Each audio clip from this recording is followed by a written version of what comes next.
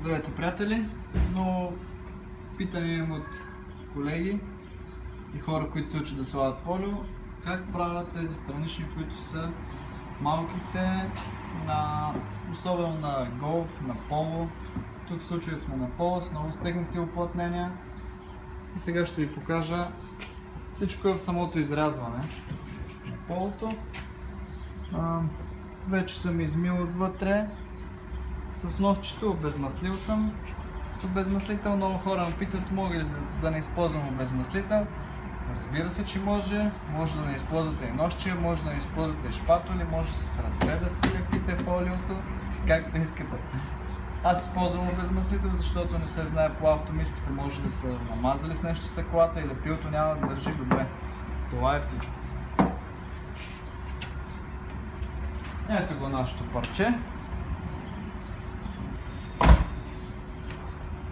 20% лумар.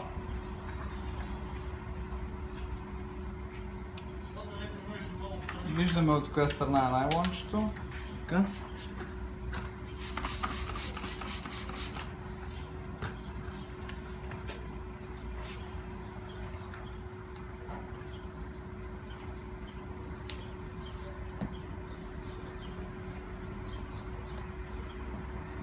Фиксираме си много здраво, да не ни мърда.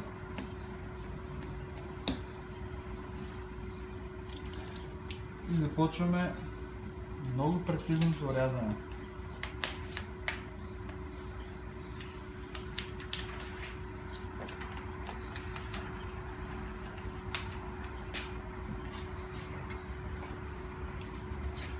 Чупим си много острие.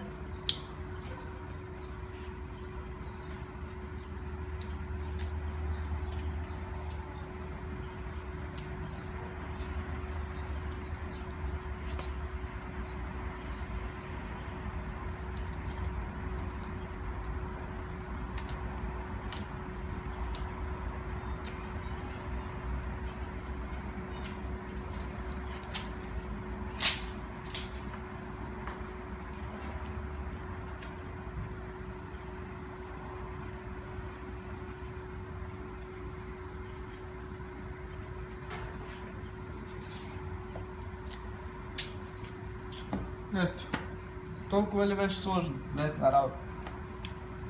Сега оформяме ъглите.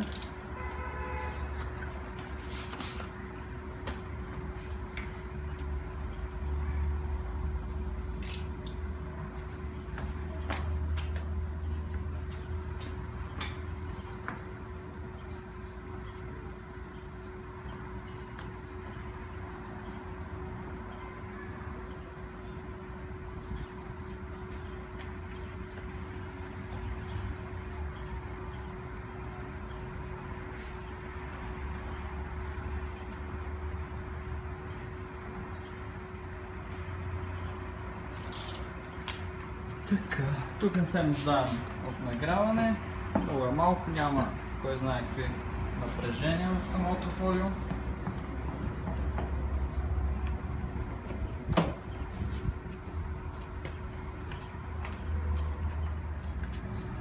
Така. Сплакваме с Yellow Squeegee, мека шпатула, която много добре избутва водата и в случая най-малките прашинки, които може да са полепкани по стъклото.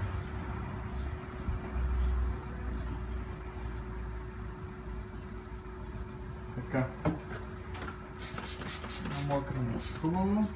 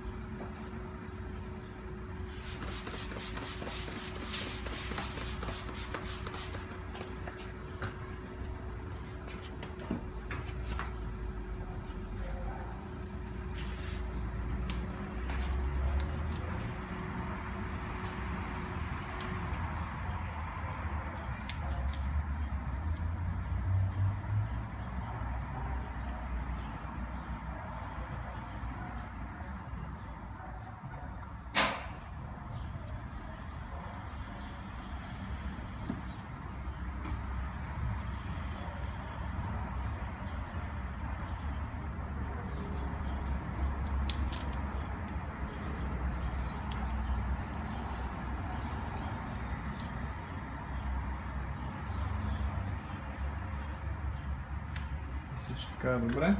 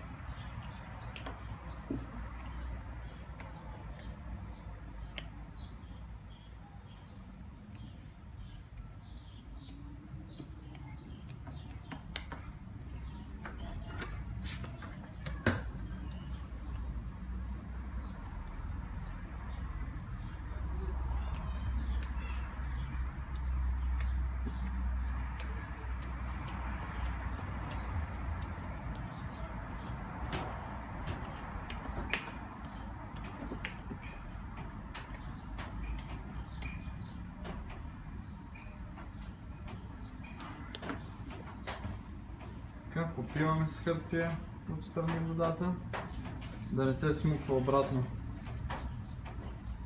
към фолиото.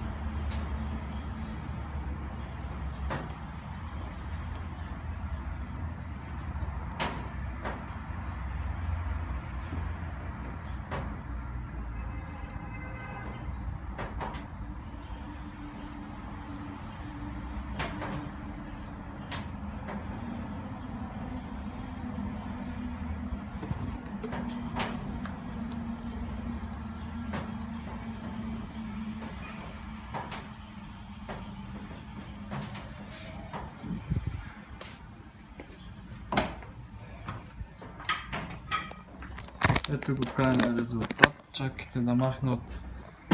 Само да ви покажа моята професионална стойка.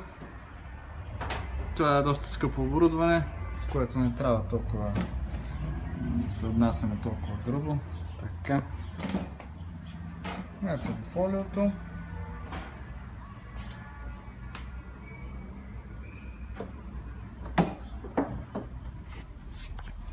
Ето отвътре, не свети от никъде.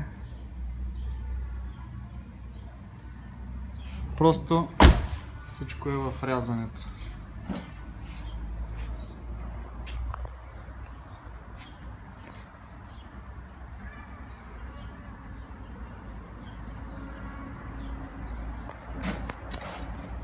Peace out! Ето, приятели, готовото поло. 88% UV фолио отпред, Walmart. 20% назад.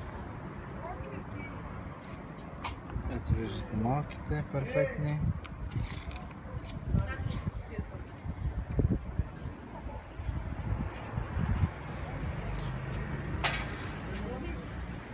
Прозрачното има някакъв лек жълтеникъл, зеленикъв може би оттенък.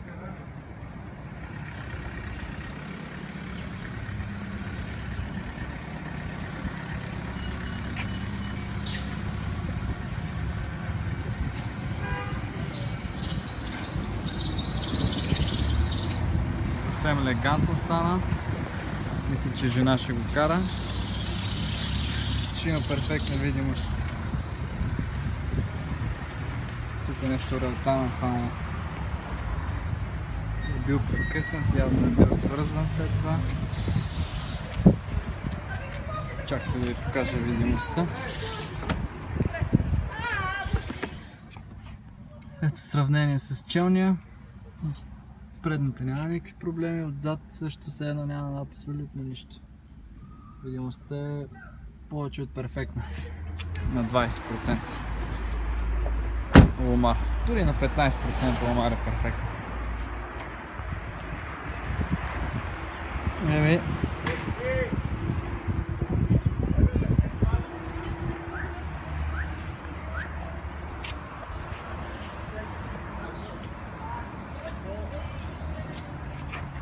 Това е повод. Good.